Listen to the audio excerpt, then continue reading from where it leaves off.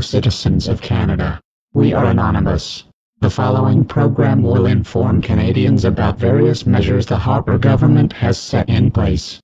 Omnibus Bill C-45 was passed in Parliament just a few weeks ago, and as you may know, it unprotects hundreds of thousands of lakes and rivers, and redesignates Aboriginal land rights. Now you ask yourselves, how does this bill pass through Parliament and the Senate?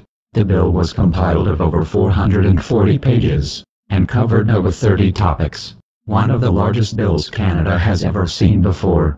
Therefore, it wasn't completely digested by most in the House of Commons, as is stated by Nathan Cullen of the New Democrat Party. If there is something that they, meaning the Harper government, want to hide, they will dump it in an omnibus bill.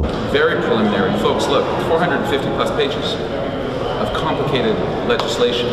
By intention, but this is by its intention of Trojan horse, right? So they can hide at page number 280 some changes that we haven't yet seen. So we've got to take our time and our due diligence as official officers. If the government were proud about any of these changes to the environment, or changes to research and development, these would be standalone pieces of legislation. You've seen these guys work. When it's something that they want to hide, they dump it in an omnibus bill.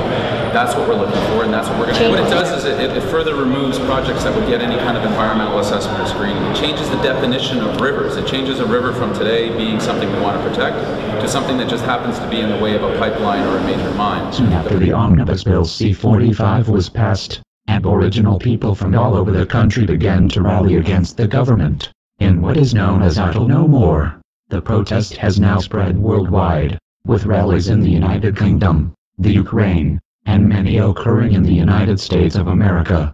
In other news, Canada has begun introducing enhanced driver's licenses, which are supposed to double as a passport, and it can be scanned by border guards from up to 15 meters away. However, these chips installed into the new licenses have no encryption or network security, and can be scanned by anybody with the correct tools. Therefore, anybody could steal your identification from anywhere, even within the safety of your own home. These licenses have been brought into place in Quebec and British Columbia, and are an additional $50 on top of your driver's license fee. Now ask yourselves, why would you pay to have your identification possibly stolen anywhere you go? To have to worry about having everything about you taken everywhere you go? To have your information stored on a card that can be read by anybody? This is something else the government has put into place to enable more control over its people, because in future versions of this enhanced driver's license, the government will be able to track you going anywhere, doing anything, from anywhere in the world. Citizens of Canada, this broadcast was brought to you by Anonymous.